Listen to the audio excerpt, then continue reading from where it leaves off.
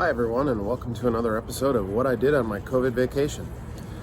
So here in Chicago, as you can see, I am in downtown Chicago. We are still very much in shelter in place in May 2020. So I've decided to do some work around the boat. One of the things that I did was we had this area right here, this wood, had been finished before, and the finish had been coming off. I'll show you on the other side what that looked like. Really didn't look very good. Most of the wood was exposed. So on this side, I started by stripping it down, got all the finish off, sanded everything, got it to a nice point where I could put some teak oil on it, which is what we have now. So originally what I had thought of doing is putting polyurethane over it. And I bought the poly, and I've been kind of considering whether I like the natural look, which my wife and I both seem to really like, or if I want to put polyurethane over it, make it nice and shiny, and hopefully that would be a semi-permanent solution to keeping this wood looking great. But let me show you exactly what I've got, show you what I did, and I'll take you over to the other side where I haven't done anything yet, show you what I'm going to do today to get that side looking good too. So here we are on the other side, and you can see this finish that has been applied is coming off in some places, and certainly has almost entirely come off on top. So this is natural teak, which will still last when it isn't treated, and I have gone over this a few times over the years with some teak oil, but I just don't keep up with it the way that I should because this finish is on here, it just doesn't look that great. So I'm going to strip all of this off, this finish off, here and all around this door, and we're going to try to make that look like it does on the other side. So here you can see as I'm taping, I tried to go right on the edge of that wood, and I have some plastic to help keep the fiberglass from getting any sort of stripper on it. On a typical Chicago windy day like this, it's kind of hard to get that plastic to stay for a bit, but once I get it all taped around, it should be all right. But here's a little tip. So what I'm doing is I've gone almost to the edge on this corner, and then I just took my scissors and I cut a nice 90-degree, and I'll put that right on there. Unfortunately, I can't really do that because I'm over water right now and trying to hold the phone in one hand and the tape in the other, so I'll show you that in a second. So here you can see I got that 90-degree corner really well, and I follow that down. What I like to do is I'll take shorter, maybe 18 to 20 inch strips, and I'll put those down instead of trying to put one long mask down the whole side. I've noticed that it's just easier to get a straighter edge that way when you're not trying to hold the roll of tape at the same time. You just do it with each individual strip. But as you can see here, I'll overlay the strip a little bit. See, I've done that here as well. I'll overlay that strip. So what happens is, as I pull the tape off, I'm not going to do it now, but as I pull the tape off, all of those strips will all come together. So you want to make sure that you're overlaying in the same direction, and they'll come off nice and easy. Okay, so I'm all taped up and ready to go, and now I'm just going to apply the stripper. So this is just a stripper that I found at my local hardware store. Seems to work pretty well. I don't have any issues with it. I don't know if any are better or worse or what, but originally I was going to use this Noon Whistle Brewing Company can, because they have these stupid cans with the entire pop top that comes off and litters all over the ground. But it makes a nice container for holding things when it's cleaned out. Unfortunately, my brush is just a little bit too big to fit in there without spraying stripper everywhere, so I'm just using a tiny little tin top from a candle that we bought. But stripper will go in there, and then I can use the brush to put it on. So it's pretty easy. Basically, you're just kind of painting it on. Gotta watch for drips, because I don't want that to drip anywhere else, especially on the, see how it's kind of forming toward the back of the brush.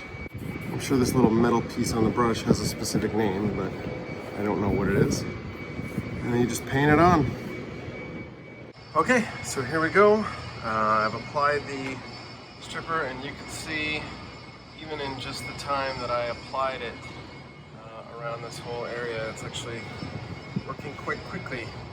So here we are, we've let this sit for about an hour, and you can see that a lot of it is kind of bubbling up or peeling up. Some of it doesn't look like it even really got touched. But I've got my plastic scraper here. I've used this scraper in the past, so I just took a razor knife and just cut a little bit of a better edge on it, so it's not super dull. And start to scratch away at this stuff here. And some of it's coming up, some of it's not. So this is definitely going to need at least one more application, maybe two more applications. Okay, so here you can see this is actually the second coat of stripper. It's actually doing a much better job. So it's kind of the same thing I went through on the other side. It seems like the first coat kind of takes that initial bit off, and then it really can soak through after the second coat. So this is just a really quick, that is all pretty much just straight teak. Okay, well, the second application of the stripper has now been stripped off, but you can see there's still a fair amount of it still in there. Definitely gonna need to hit it up again. My arm's pretty tired from scraping, but we're gonna soldier on. Okay, so I've been letting the third coating of the stripper sit for a while. I've started to take some of it off. I just grabbed one of Colette's old toothbrushes here. I haven't even used it to do any of this yet. This is just how it looks. But you can see I've kind of gone over the spots that still had some stuff. So as I go over it with the brush, seems to get it out of there pretty well. The only issue you can see maybe a little bit, I got some, definitely some scratches here. It is definitely softening the surface of the wood, so that we're gonna have to sand down later. But I'm gonna hit the rest of this, see how it looks. Well, here we are. We used the stripper, got everything off that we could get off, and I have now sanded. I used a medium grit and then a fine grit to get it pretty smooth. I did not have a tack cloth, so what I used was just a microfiber cloth with some paint thinner. That works really well in taking all the sanding dust off. Still, I'm gonna have to work a little bit up here. When they did this last time, got all that crap on there, so I'm gonna have to clean that up. But as of right now, it doesn't look too bad. Now we're gonna put some teak oil on and see how it looks freshly oiled. It doesn't get much easier than this. I've got some Star Bright teak oil. Pour a little bit on my, that's actually a lot, on my rag. And then we just rub it in. Now I'm gonna do this 3 applications to really kind of let this soak into the wood. Well, here we are. It's been about 3 weeks since I sanded this down and applied that first oiling of teak oil, and now I've just applied the third application of teak oil. I think it looks good. I'm a little disappointed on this side. I think the other side, which I will show you now, looks a little bit better. You can see there are definitely areas where on this side, like, the teak oil doesn't seem to want to go into these grooves. Also, those grooves just didn't get cleaned when I sanded back to that kind of nice golden teak color. I have heard that power washing can restore a lot of that, but you can see it's it's still a tiny bit gray in there. My hope is that over the next couple of months, as I continue to oil this, that those will kind of come back to life and be a little browner. But let me know what you guys think. Should I leave it like this? Should we leave the natural wood color? Or should we do something with a polyurethane that would make it super shiny?